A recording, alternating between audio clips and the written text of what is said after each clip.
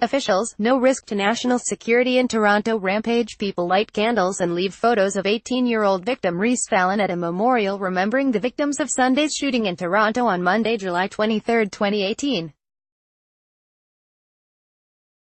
A man whose family said he suffered from psychosis and depression fired a handgun into restaurants and cafes in a lively Toronto neighborhood, killing a 10-year-old girl and an 18-year-old woman and wounding over a dozen others in an attack that has shaken the confidence of many in the normally safe city. Mark Blanche, the Canadian Press via AP, Toronto, AP, investigators said Tuesday there was no national security risk following the mass shooting that killed 2 people and wounded 13, as they continued to probe the life of the 29-year-old gunman for clues to what prompted the deadly rampage in a popular Toronto neighborhood. Authorities also identified the 10-year-old girl who was one of those slain as Juliana Cozies of Markham, Ontario. Toronto police released a photo of the smiling, young girl, and said her family had asked for privacy during their time of grief.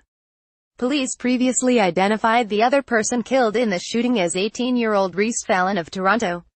The assailant, Faisal Hussain, died after an exchange of gunfire with police. His family has said he suffered from lifelong, severe mental health challenges, but they never imagined he would do such a thing. It was not immediately clear whether he took his own life or was killed by police during the attack Sunday night. At this stage, based on the state of the investigation, which is led by the Toronto Police Service, there is no connection between that individual and national security, Public Safety Minister Ralph Goodale said. The mass shooting in Toronto's Greektown neighborhood stunned people in a normally safe city, already unsettled by an attack just 3 months ago when a man used a van to plow over pedestrians on a downtown sidewalk, killing 10 people and injuring 14 in an attack apparently aimed at women. Hussain's family issued a statement saying their son had a long history of psychosis and depression and had not responded to numerous treatment approaches, including therapy and medication. While we did our best to seek help for him throughout his life of struggle and pain, we could never imagine that this would be his devastating and destructive end, the family said. Our hearts are in pieces for the victims and for our city as we all come to grips with this terrible tragedy. We will mourn those who are lost for the rest of our lives. Investigators searched the low-income apartment that Hussain shared with his parents and siblings on Thorncliffe Park Drive in the eastern part of the city, and removed boxes of potential evidence overnight. An autopsy on Hussain was expected Tuesday. Where Hussain got his handgun remains unknown. Canada overhauled its gun control laws after the country's worst mass shooting in 1989, when gunman Marc Lapini killed 14 women and himself at Montreal's École Polytechnique College. It is now illegal to possess an unregistered handgun or any kind of rapid-fire weapon. Canada also requires training, a personal risk assessment, 2 references, spousal notification and criminal record checks. During a debate in City Council on Tuesday, Councilman Joe Cressy asked if Toronto could outright ban guns and was informed it would be up to the federal government to change the laws. Mayor John Tory has also questioned why anybody would need a gun in Toronto and said he supported a motion urging the federal government to ban the sale of handguns in Toronto. It passed on a 41-4 vote.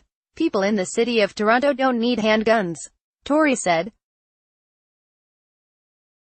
Goodale earlier said Ottawa was already considering tightening handgun laws even before Sunday's shooting. Adam Vaughan, a member of the federal Liberal government, said handguns should be banned outright in large urban centres but noted he was speaking for himself and not the minister or government. It's time to get rid of handguns in cities. We have 10-year-olds and 2-year-olds being shot at in this city, said Vaughan, parliamentary secretary responsible for housing and urban affairs. But he said the rules should be different for people living in rural areas.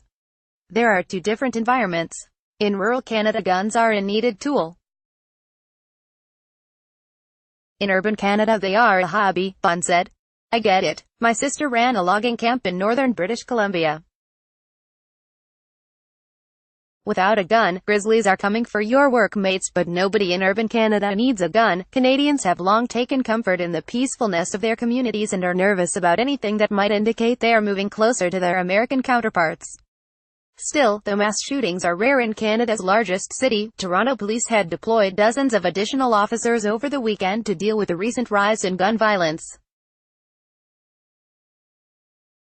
The city has seen 23 gun homicides so far this year, compared to 16 fatal shootings in the first half of 2017.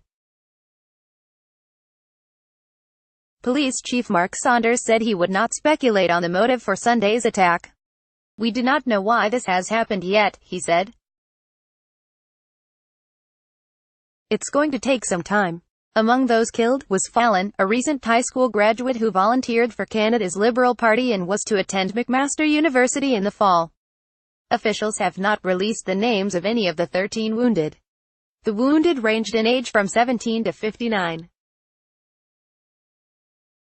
Anthony Parisi, who taught Fallon's grade 12 English class, remembered her as a leader among her peers who planned to become a nurse. "She was so excited to be accepted into the McMaster program for nursing. I know that her plan was to become a mental health nurse," he said. Flags to Toronto City Hall as well as at Fallon's former high school, Malvern C, were lowered to half staff. Not much is known yet about Cozies, the 10-year-old victim. According to videos and witness accounts, the assailant, clad all in black, was seen walking quickly down a sidewalk on Danforth Avenue, firing a handgun into shops and restaurants in Greektown, a district of expensive homes, eateries and cafes. At the corner of Danforth and Logan, where some of the shots were fired, about 50 people milled about on a small square Monday evening, talking in several languages. They expressed shock at a shooting in such a neighborhood. Some hugged, some wept, and many said they wondered how the attacker obtained a gun in a country with far stricter gun laws than in the neighboring U.S. People signed a makeshift memorial reading, "We are Danforth strong. I'm out of my mind just thinking about it. It's Toronto," said Agostino Special, who paused to smell a bouquet of white lilies attached to a lamppost. Ontario's police watchdog agency said there was an exchange of shots between the attacker and two officers on a side street before the gunman was found dead. Toronto has long prided itself as being one of the safest big cities in the world. "We were so used to living in a city where these things didn't happen," the Toronto mayor said.